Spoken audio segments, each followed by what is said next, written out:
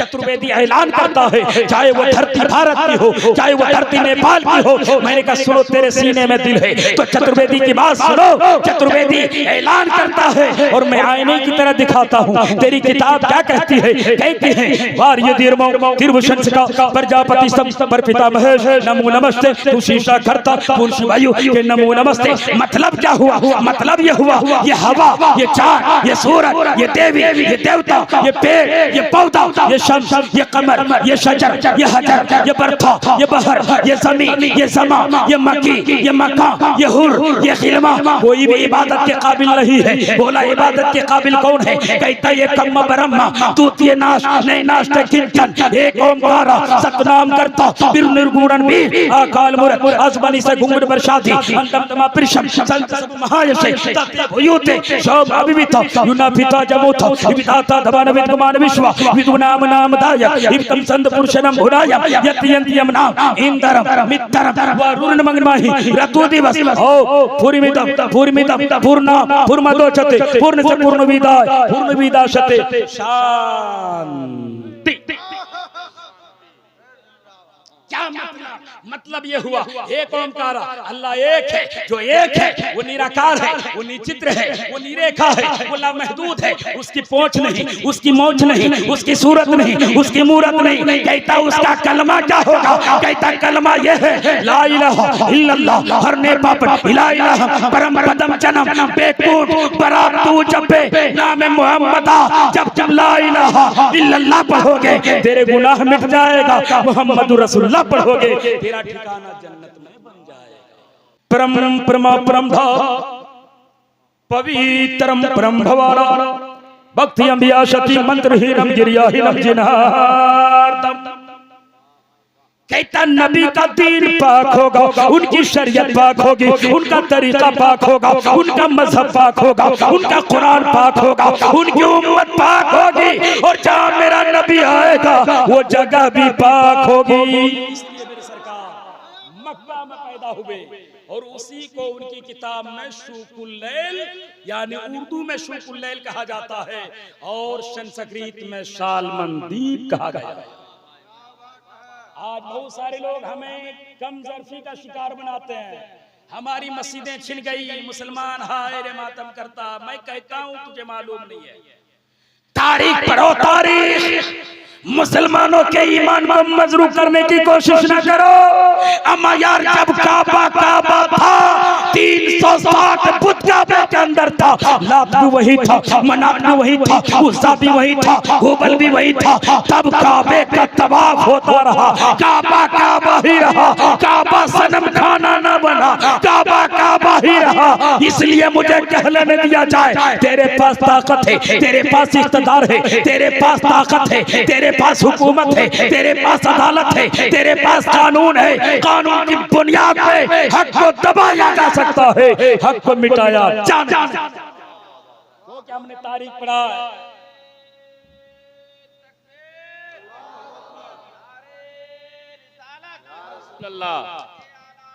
जिंदाबाद नाबाद।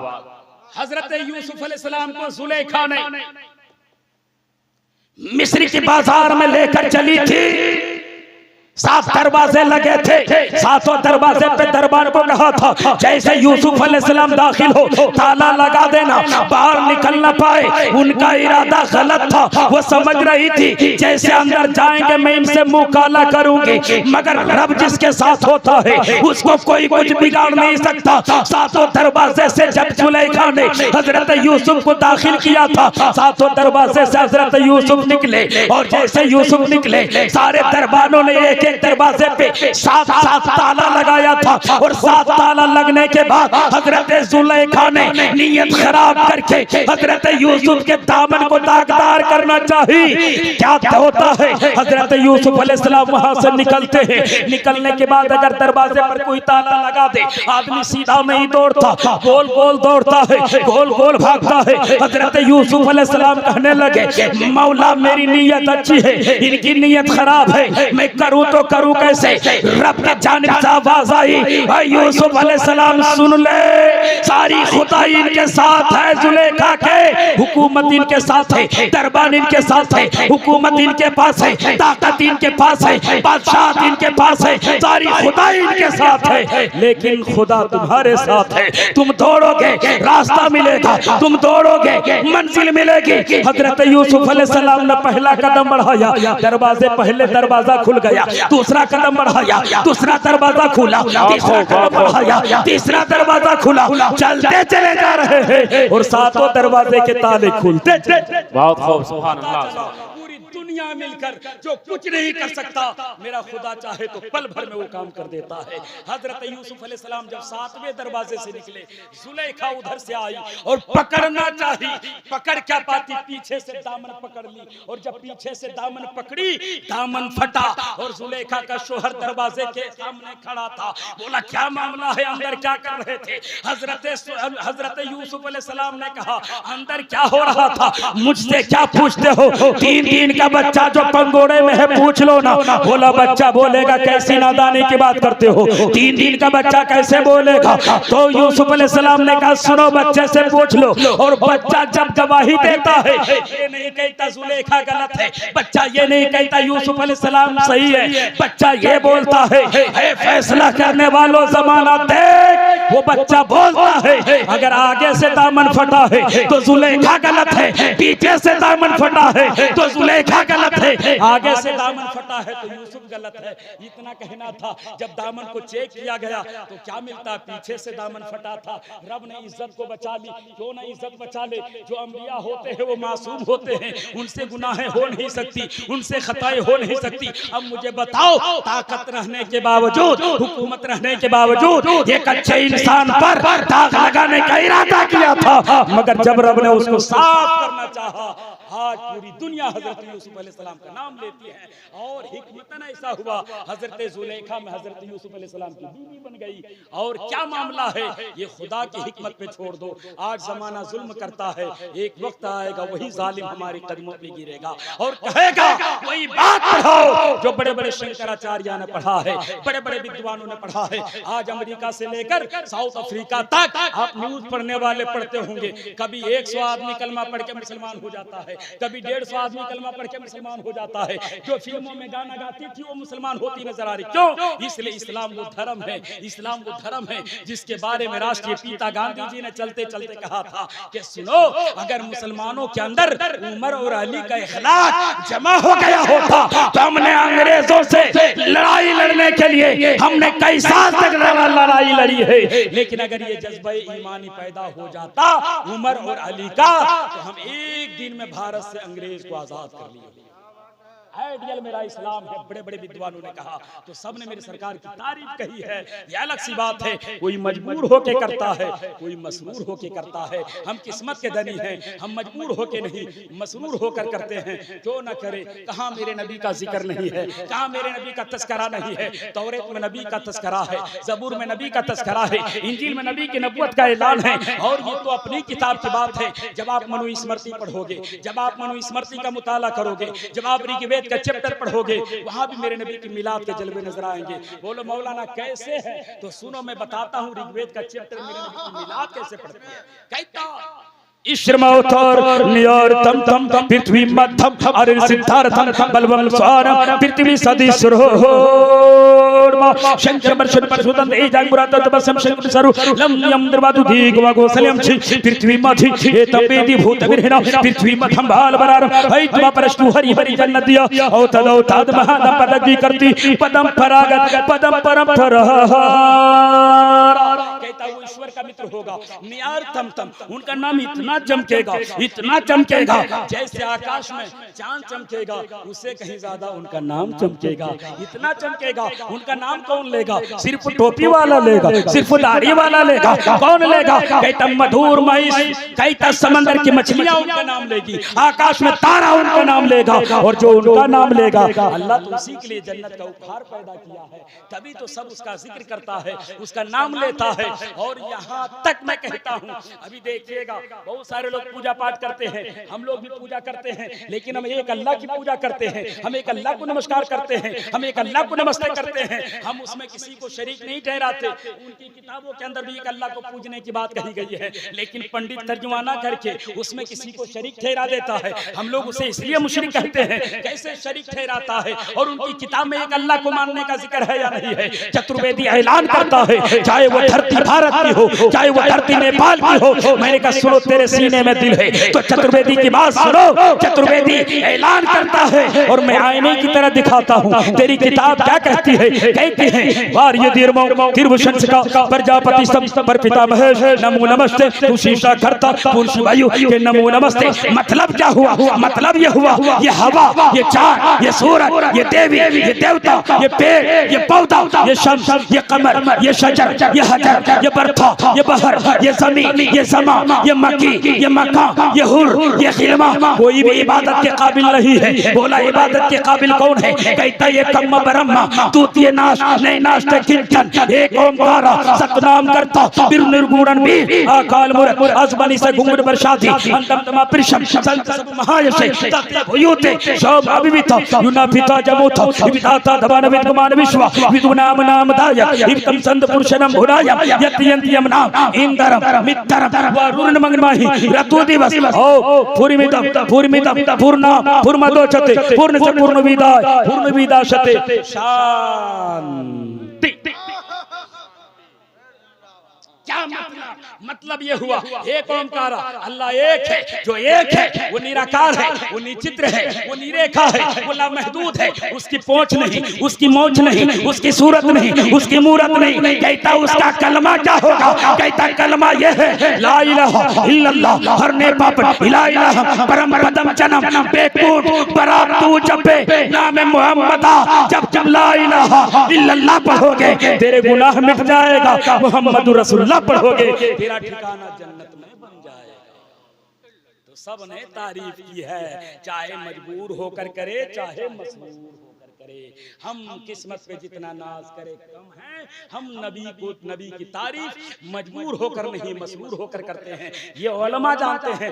नमाज में 4 रकत वाली नमाज में अगर आप तहियात पढ़ने के बाद अगर आप दुरूद पाक पढ़ देते हैं तो पढ़ने के बाद सहब वाजिब हो जाता है, सहब करना पड़ेगा। नहीं करेंगे तो नमाज नहीं होगी। आप कहोगे मौलाना दुरूद तो अच्छी बात थी, मिलाद में पढ़े कोई बात नहीं।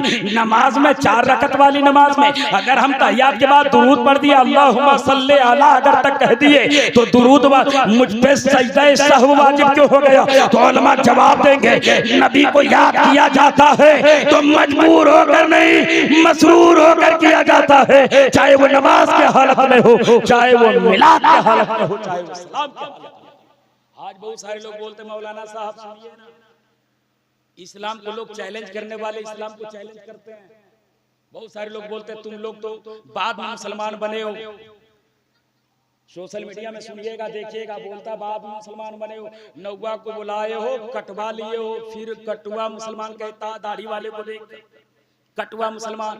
घर वापसी की बात कही जाती है, तुम लोग पहले मुसलमान थे ही नहीं, तुम्हारे बाप दादा बल हिंदू थे। मैंने कहा यार सुनो, मेरे बाप दादा हिंदू थे तो भारत को जब सब लोग कहता है सारे जहां से अच्छा हिंदुस्तान हमारा, हम बुलबुले हैं इसकी, ये गुलसिता हमारा।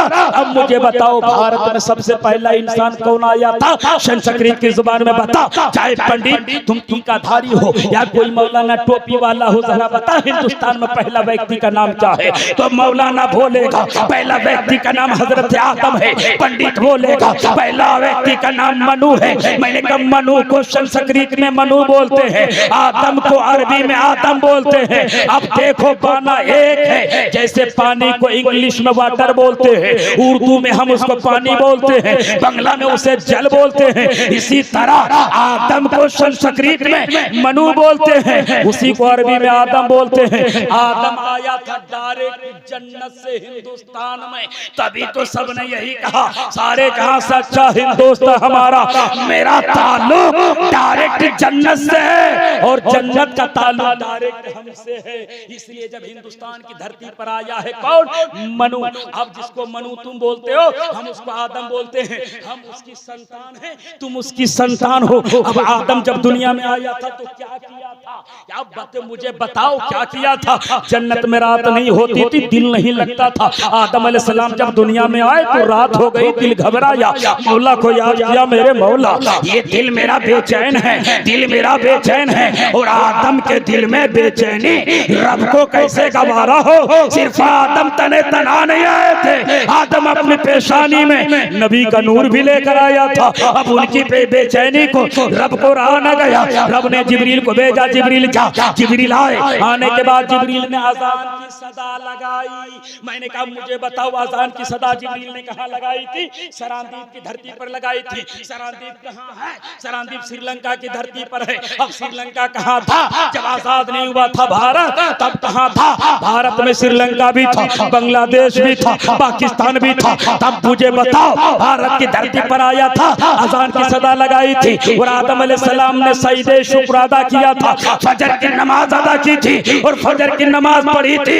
इसलिए आज हम जो फजर की नमाज पढ़ते हैं यह आदम की सुन्नत है। मैंने कहा सुनो, जो तुम कहते हो घर वापसी करो, तो हम तो मनु की औलाद है, मेरा बाप मुसलमान था और वो क्या किया था? जब हजरत जिब्रील ने अजान पढ़ी थी तो हजरत आदम ने क्या किया था? नमाज ही तो पढ़ी थी, ये नहीं कहा था ओम कृपानिदानम ज्ञान भारम श्री सिटिशम चालकम वरम रूपम शिरूपम विष्णु रूपम गुरुदी नमो नमस्ते। नहीं पढ़ा था। क्या पढ़ा था? यही पढ़ा था जो तेरी किताब में मंत्र का जाप जपा। क्या पढ़ा था? यही पढ़ा था। प्रथम कार कमची, द्वितीय दंड मुचते, तृतीय कुंडलकार, चतुर्थ मधुर छंदकम, पंचम स्वयं तथे जुदीकम। मुसलमान जब नमाज पढ़ेगा सबसे पहले पाक पानी से वजू बनाएगा, कहता प्रथम कार कमची, फिर हाथों को ऊपर उठाएगा, कहेगा अल्लाहु अकबर, अल्लाह तू सबसे बड़ा है, अल्लाह तू सबसे बड़ा है। अल्लाह अकबर का माना यही है, अल्लाहु अकबर, अल्लाह तू सबसे बड़ा है। कहता द्वितीय दंड मुचते, दूसरे मुंह से खुदा की तारीफ करेगा। कैसे?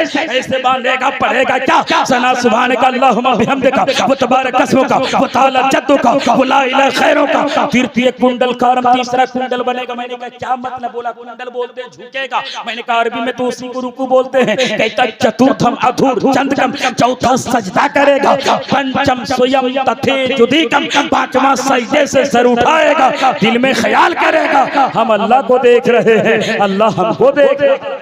मैंने कहा सुनो, हम कटवा मुसलमान नहीं, इबादत का जिक्र तेरे किताब में, नमाज का जिक्र तेरे किताब में, अज़ान का जिक्र तेरे किताब में और खतने का जिक्र भी तेरे किताब में है। चतुर्वेदी बोलोगे मौलाना कौन सी किताब में? हवाला बता दो तो हवाला नोट कर लो। किताब का नाम भविष्य पुराण है, खंड नंबर 3 है, मंत्र नंबर 25, 26, 27 है। उस किताब के अंदर खतने का भी जिक्र आया। बोलो ना सुभान अल्लाह। वो चंदन का टीका लगा के बोलता, हम सर पे टोपी रख के नहीं बोलते। बोलो ना मचल के या रसूल अल्लाह। कहता क्या? कहता लिंग चदी शकाई संगतन संपूर्ण धारी, अचलासी सर्वची भविष्यति जन्मम मुस्लिमम संस्कार किशोरी भविष्यति। कहता जो जगतपति मोहम्मद होगा लिंग चदी शकाई संगतन, वो खतना शुदा पैदा होगा। बोलो सुभान अल्लाह। वो कहता कटवा मुसलमान। मैंने कहा उसको खतना किसने किया? जो मेरा नबी था। कहता लिंग छदे शकाई संगतन संपूर्ण धारी, वो खतना शुदा पैदा होगा, नाभि भी कटा हुआ होगा।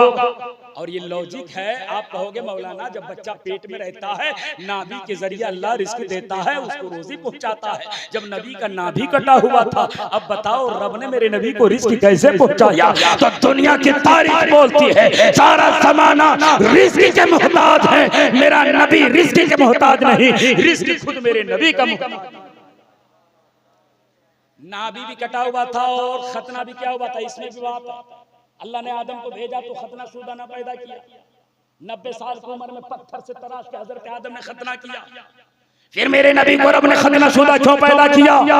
रब जानता था एक वक्त आएगा 1400 साल जमाना बीतने के बाद एक दौला आएगी, कोई मौलवी कहेगा नबी मोहताज थे दाई के, अगर दाई ने अगर काटा ना होता नबी तो जमाना कहता नबी मोहताज थे दाई के। दाई आई थी तब नबी कटा था, नबी मोहताज हो गए। नाई आया था, नबी का खतना किया था, इसलिए नबी नाई के मोहताज हो गए। रब ने बता दिया जो मेरा नबी होगा, जो मेरा रसूल होगा, जो मेरा पैगंबर होगा, जो मेरा यार होगा, जो मेरा महबूब होगा, अब सुनो वो किसी का मोहताज नहीं, सारा जमाना नबी का मोहताज बन के आएगा। इसलिए उनको खतना करके रब ने भेजा, नाभि काट के रब ने भेजा। और एक राज ये और भी है कि जानते हो एक वक्त होता अरब जुल्म के दौर से गुजरता था, इतना जुल्म करता था, इतना जुल्म करता था, मेरे नबी के बाप का साया रब ने पहले उठा लिया। क्यों उठा लिया भाई?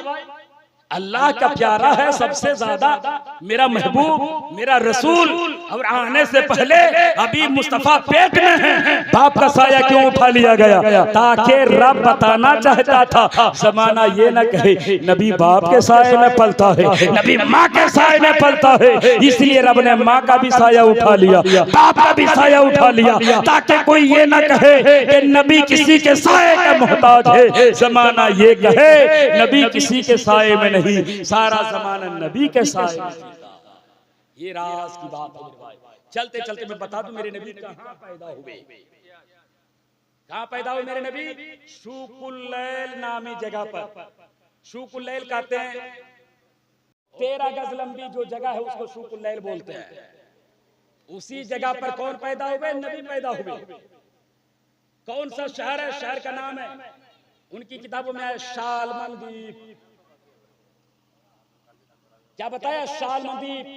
शालमन द्वीप कहते हैं किसको है? बोलता खजूरों वाला शहर होगा, पथरीली जमीन होगी, गारे हिरा में इबादत उनकी जगह होगी, गारे सौर उनकी तन्हाइयों की जगह होगी। उनके 4 मित्र होंगे आकाश में, एक का नाम जिब्रील होगा, दूसरे का नाम मिकाइल होगा, तीसरे का नाम इसराफिल होगा, चौथे का नाम हजरत इजराइल होगा। उनके 4 मित्र होंगे जमीन में, एक का नाम अबू बकर होगा, दूसरे का नाम उमर होगा, तीसरे का नाम उस्मान होगा, चौथे का नाम अली होगा। तो जो अली का दीवाना होगा वो रब का दीवाना होगा, और जो रब का दीवाना होगा वो सब का दीवाना होगा। और जब नबी आए दुनिया में, मजमा देखकर, कुर्सी देखकर बोलने का मिजाज नहीं। फिरोज अंजुम बहुत बड़े नाखा हैं, वक्त देना जरूरी है, और जब सब लोग चले जाएंगे तो नाइंसाफी होगी।